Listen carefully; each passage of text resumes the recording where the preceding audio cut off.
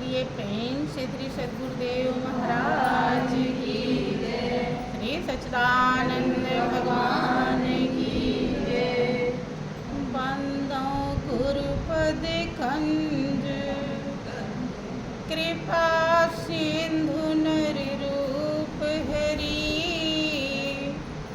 महामोहतम पुंज चासु बचन रवि कर निकर बंदो चरण सरोज गुरु मुद मंगल आगार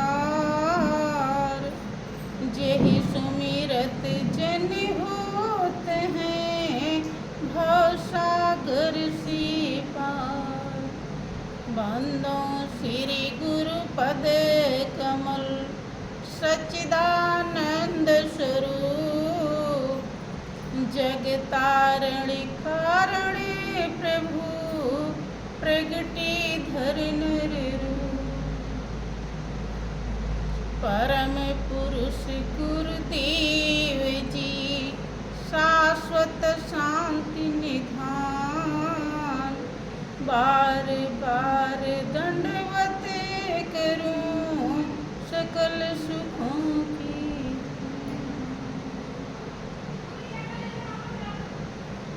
बोलिए प्रेम से श्री सद्गुरुदेव महाराज की जय। श्री सच्चिदानंद भगवान की वृंदावन बिहारी लाल की जय। यावर रामचंद्र भगवान की पवन सुत हनुमान जी महाराज की जय। जगत जननी अम्बे मैया की जय। उमापति महादेव की जय। सत्य सनातन धर्म की जय। बोलिए प्रेम से सब संतों की जय। प्रेमी सज्जनों, वास्तव में जब कभी भी सत्संग का महापावन अवसर मिलता है तो हम जीवों के बहुत बड़े भाग्य होते हैं। इसमें लेकिन की गुंजाइश नहीं है। अवसर भी उसी के जीवन में मिलता है जिसके भाग्य उदय होने की गुंजाइश होती है। फिर भी अगर हम लाभ उठा लें, अवसर तो मिल गया और लाभ नहीं उठा पाए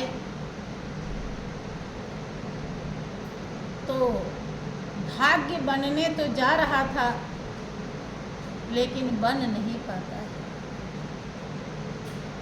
अवसर मिलने के बाद उसका लाभ लेना जरूरी होता है। लाभ क्या है?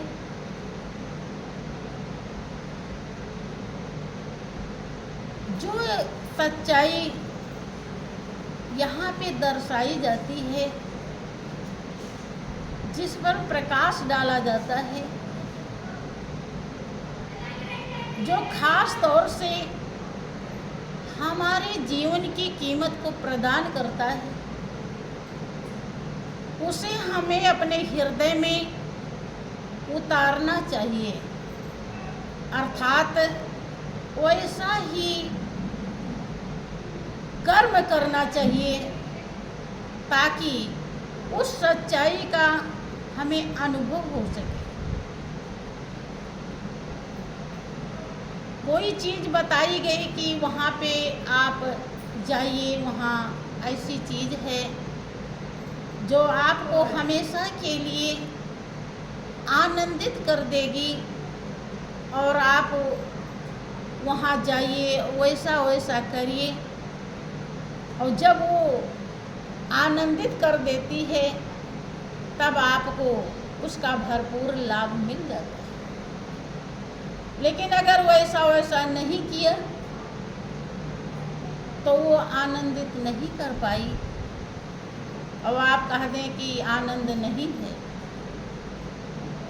कहावत आप सुनते हैं कि जब लोमड़ी को अंगूर नहीं मिले तो कह दी खट्टे हैं। ये बात सही नहीं है।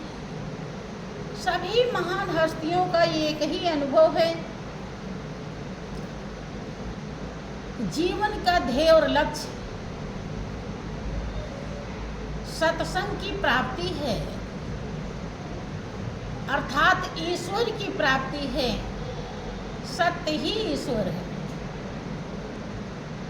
जो भूत वर्तमान भविष्य तीनों काल में एक रस रहता है, जिसमें कभी भी परिवर्तन नहीं होता। जो सृष्टि के पहले भी था, आज भी है और आगे भी रहेगा। पहले उसका ज्ञान होना चाहिए, क्या है उसका स्वरूप है, कैसे वो हर जगह मौजूद है, कण कण में समाया है, जर्रे जर्रे में विराजमान है। उससे एक तिनका भी अलग नहीं है। चींटी के अंदर भी है और हाथी के अंदर भी है। फूलों के खुशबू में भी वो समाया है। आखिर क्या हो सकता है वो? जब तक उस स्वरूप का अनुभव ना हो, ज्ञान न हो, दीदार पहचान न हो, प्रैक्टिकली दर्शन न हो, तब तक हम नहीं समझ सकते कि सत्य क्या है। और ये तभी संभव है जब हमारे जीवन में कोई सच्चे संत का शरण प्राप्त हो जाए। हर कोई संत इस सच्चाई को नहीं दर्शाते। संत तो बहुत हैं। भारतवर्ष में 88,000 ऋषियों मुनियों की गणना है, लेकिन वास्तव में ब्रह्म ज्ञान प्रदान करने वाले हो सकता है कि 88 ही हों, या इससे भी कम हो सकती हैं। भाइयों बहनों, आपका जीवन देव दुर्लभ जिंदगी कहलाता है। इतना ये कीमती है कि इसके लिए देवता तरसते हैं। अगर आप इस जीवन का सदुपयोग कर लिए, जिसके लिए आप भेजे गए हैं, वो काम आपने कर लिया, तो ये देव दुर्लभ जिंदगी है। देवता वो काम नहीं कर सकते जो आप कर सकते हैं। वो गति देवता नहीं प्राप्त कर सकते जो गति आपको मिल सकती है। देवता के पास वो योग्यता नहीं है जो योग्यता मनुष्य के पास है। लेकिन कब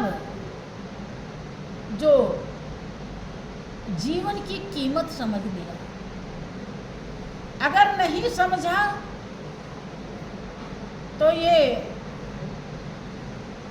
इतनी नाजुक है, क्षण भंगुर है, पल भर में विनश जाती है और 5 तत्व की अधम शरीर बताई जाती है। हमें बहुत ही गौर करने की आवश्यकता होती है। इस दुनिया की चकाचौंध में हम अपने ध्येय और लक्ष्य को भूल जाते हैं।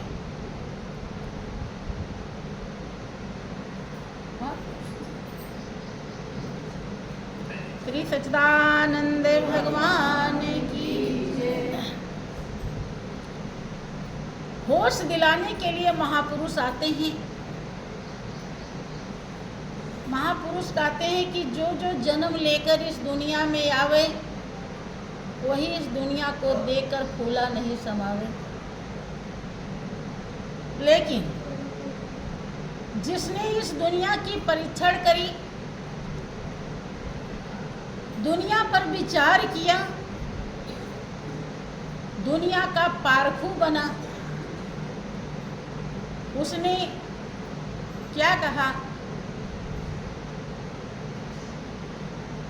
कि ये है दुनिया बड़ी खूबसूरत, जिसकी रहती है तुमको जरूरत। ये है दुनिया बड़ी खूबसूरत, जिसकी रहती है तुमको जरूरत। पर ये माया की मोहनी मूरत, दिल लगाने के काबिल नहीं है। पर ये माया की मोहनी मूरत, दिल लगाने के काबिल नहीं है। तेरा एक श्वास हीरा मोती, ये लुटाने के काबिल नहीं है। तेरा एक श्वास हीरा मोती, ये लुटाने के काबिल नहीं है। जिसने विचार किया बंधु, उसने सावधान किया हम जीवों को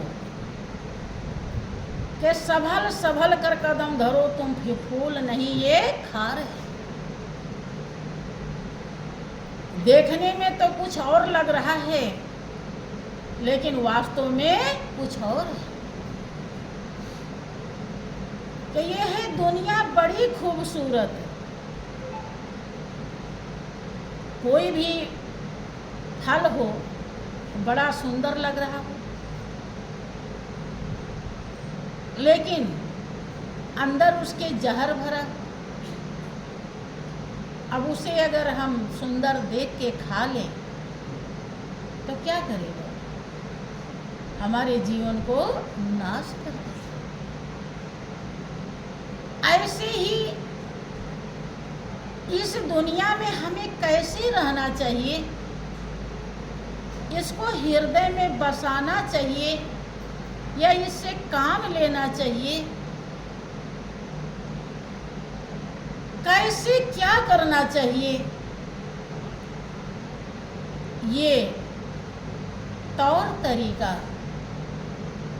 सत्संग समझाता है। जब तक सत्संग नहीं मिलता है, मिल जाने के बाद ही समझ में आता है। जब तक मिलता नहीं, हम आते रहें और जाते रहें, इसे मिलना नहीं कहते। मिलना तब कहते हैं जब हमारा ध्यान सत्य में हो जाए। समझ ले वास्तव में सत्य ही सब कुछ है और इसके लारे पूरा संसार है। उसके बिना कुछ भी नहीं हो सकता। आपने प्रैक्टिकली देखा होगा कोरोना काल में कि जब लोगों की सांसें रुक जा रही थी तो डॉक्टर के भी बस की बात नहीं थी कि वो श्वास को चला दे। यहाँ तक कि अपने हित मित्र जिनके बिना हम जी नहीं पाते हैं, वो हमारे पास भी खड़े नहीं हो रहे थे। यहाँ तक कि मुंह खोल के भी नहीं देख रहे थे और उन्हें जला दिया जा रहा था। अब ध्यान दें कि हम कितने कमजोर हैं। इस कमजोरी का एहसास सत्संग कराता है। अगर सत्संग की प्राप्ति ना हो तो ये कमजोरी हमें एहसास नहीं होती, अनुभव नहीं होता, और हम क्या करते हैं, हड्डी में दम नहीं, हम किसी से लेने लायक तो श्वास भी नहीं है। तो श्वास रुक गई तो सारा मशीनरी बंद। अब आप चाहे सर पटक डालिए, कुछ भी होने वाला नहीं। क्या है औकात आपकी? यही है औकात। इसीलिए किसी ने कहा कि साहब सो सब होते हैं, बंदे ते कछु नाही, और राई ते पर्वत करे, पर्वत राई माही। ये महान पुरुषों ने, महान हस्तियों ने ऐसे नहीं कहा। जीवन में अनुभव कर लिया, एहसास कर लिया, पहचान कर लिया, प्रैक्टिकली देख लिया, तब कहा है ये बात। इसीलिए कहा जाता अनुभव कभी झूठा नहीं। हाँ, आपको झूठा तब तक लगेगा जब तक आपका अनुभव नहीं हो जाए। और अनुभव करने के लिए वही फार्मूला अपनाना पड़ेगा।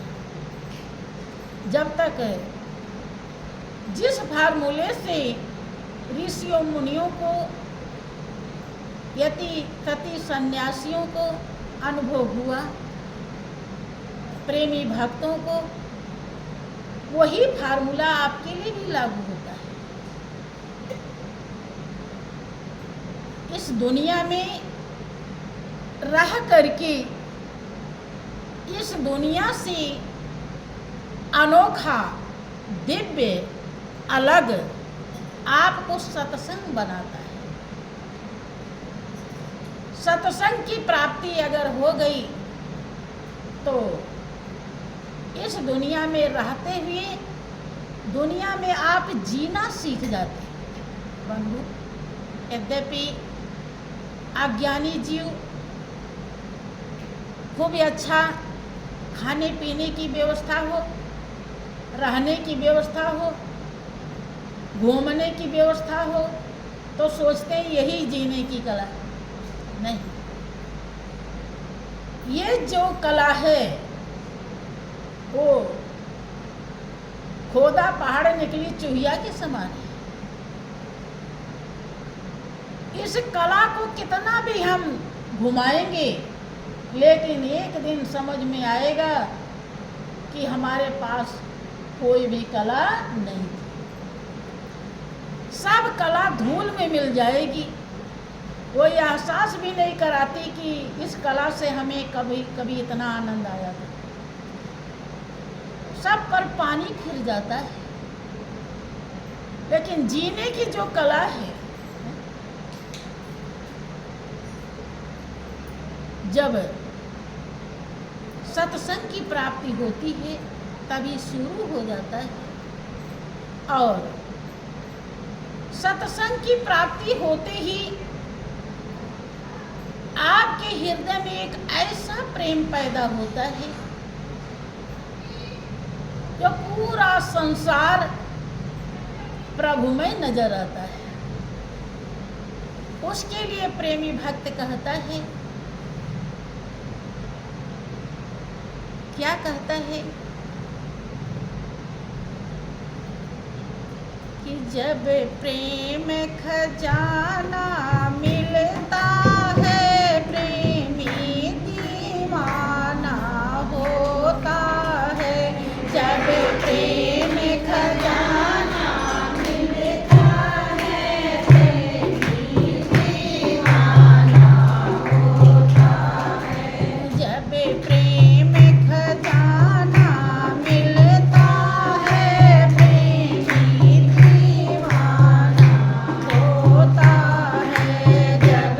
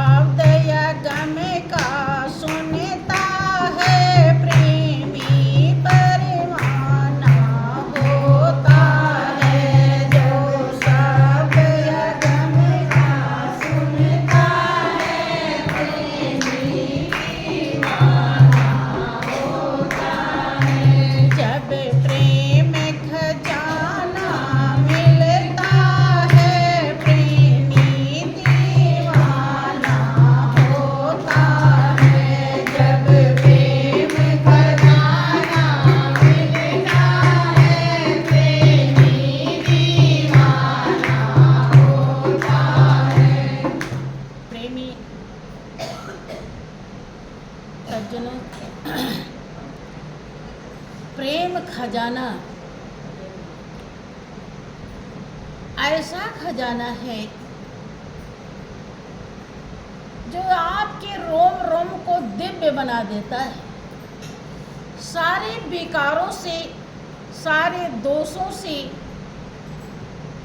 सारे बुरे कर्मों से आपको बचा देता है। प्रेमी के मार्ग में मालिक के सिवा और कुछ भी दरकार नहीं होता है। हरदम वो उस प्रेम रूप परमात्मा को रोम रोम में बसाए रखता है। और जब उसे बसा लेता है, उसे याद करता है, तो उतनी देर के लिए उसके दोष खत्म हो जाते हैं। वो निर्दोष हो जाता है, क्योंकि वो मालिक निर्दोष है। उतनी देर के लिए वो